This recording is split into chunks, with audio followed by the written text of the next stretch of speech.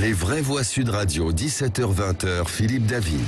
Retour des vraies voix avec Philippe Bilger, Caroline Pilastre et Christophe Madrol. Évidemment, guerre en Ukraine. Kherson, 280 000 habitants, a été prise au sud de l'Ukraine par l'armée russe. Il y a eu des manifestations le week-end dernier dans les rues de la ville contre l'occupation. Nous sommes en compagnie de Dasha Vasilenko qui vit à Kherson. Dasha Vasilenko, bonsoir. Bonsoir. Bonsoir. Quelle est la situation à Kherson aujourd'hui ? La situation est très difficile parce que la ville est occupée par les armées russes, par les troupes russes. Nous n'avons pas beaucoup d'alimentation, de médicaments parce que les troupes russes, ils n'ont pas de possibilité d'obtenir l'aide humanitaire ukrainienne. Oui, ils ont apporté leur propre aide humanitaire de Crimée, mais personne ne le prend, bien sûr. Mais la situation est difficile parce que les troupes russes, ils sont partout. Il y a des cas de meurtres, il y a des cas de viols.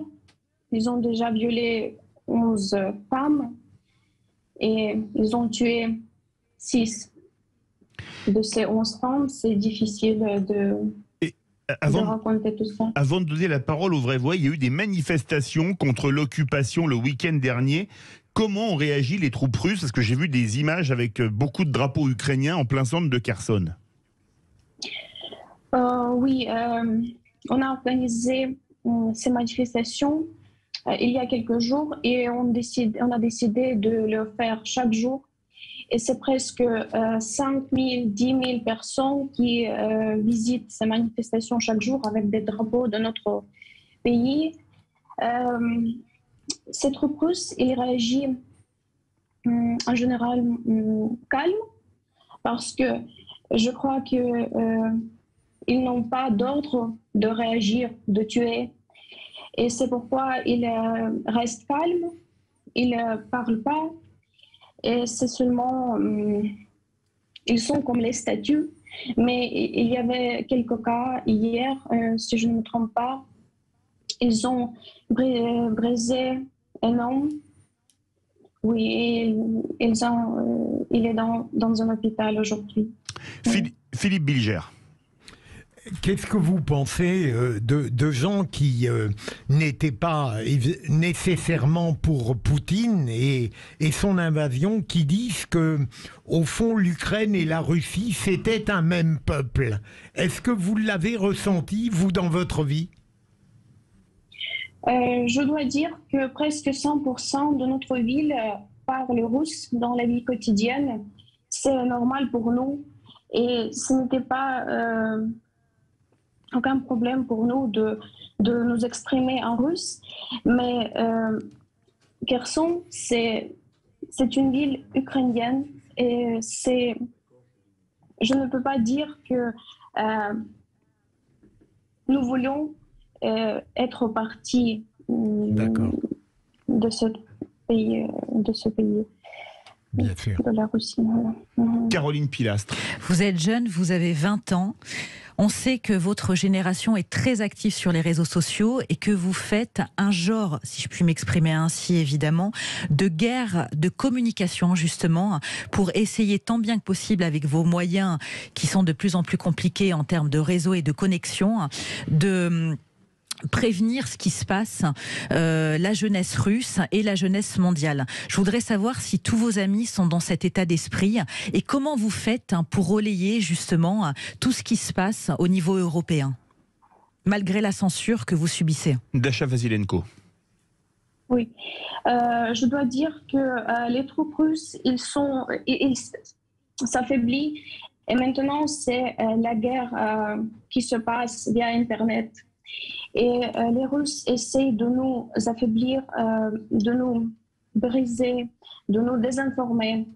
Et il faut toujours vérifier l'information via Internet parce que à Kherson, chaque jour, il y a dizaines de nouvelles que Kherson est déjà la partie de la Russie, que tout le monde a décidé de changer le pays. Et il faut bien sûr vérifier cette information et on raconte à nos amis qui habitent dans les autres pays de l'Ukraine que c'est pas vrai, que c'est une information fausse et qu'il ne faut pas croire à cette information. Donc, nous restons en contact toujours avec les autres pays, avec les autres villes de notre pays et nous faisons tout ce que c'est possible pour montrer que Kherson, c'est la partie de l'Ukraine. Christophe Madrol.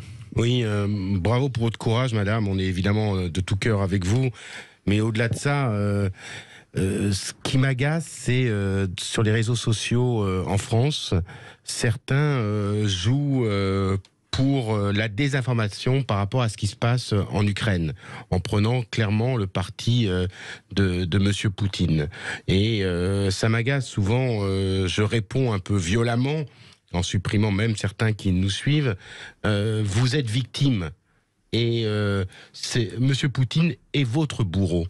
Et il faut qu'à un moment donné le redire et le redire.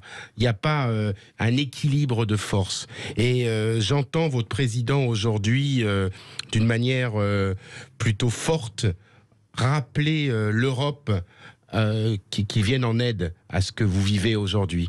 Et j'aimerais, là, je pense que Philippe Bilger dirait encore dans une façon de consensus, rappeler à nos dirigeants européens que l'Ukraine a besoin de l'Europe. Et aujourd'hui, on voit toutes ces femmes, tous ces hommes qui se battent.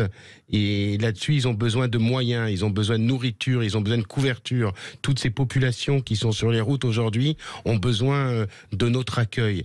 Et on doit être à la hauteur, l'Europe doit être à la hauteur de ce que vous vivez aujourd'hui. Voilà le message que je voulais vous dire. On est tous un peu désarmés. Je vois tout ce qui se passe aujourd'hui. On est sur les chaînes d'information.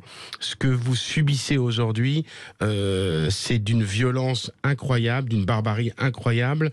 Et pensez bien que vous êtes à 2 heures de Paris ou de Marseille, ma ville. En tout cas, on est avec vous, même si on n'est pas là physiquement, notre cœur est avec vous.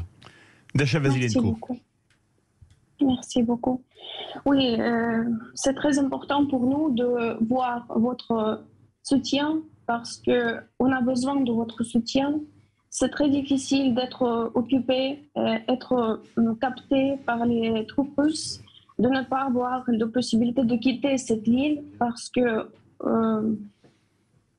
c'est pas possible de voir des corps, des militaires russes, des gens de notre ville qui sont partout. On a besoin d'aide de toute l'Europe, oui, et je vous prie de faire tout ce qui est possible pour nous sauver. Justement, en parlant d'aide, c'est ce soir à Toulouse, au Palais des Sports. Il y a un match de handball en Coupe d'Europe entre les Phoenix de Toulouse et Irún, le club basque espagnol. Et il y a 1 heure a commencé une collecte de produits médicaux de première urgence. Alors des couvertures, des pansements, des kits de brûlure, des béquilles, des produits bébés. Pas de vêtements, il y en a beaucoup trop.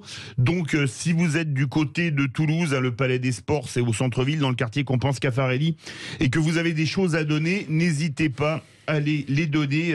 C'est devant le Palais des Sports où il y a le match Phoenix-Toulouse-Irún. Et c'est pour une bonne œuvre, c'est pour aider les Ukrainiens qui sont dans la douleur, comme Dasha Vasilenko. Merci beaucoup à vous, Dasha Vasilenko, d'être passé ce soir dans les vraies voix de Sud Radio. Dans quelques instants, le grand débat.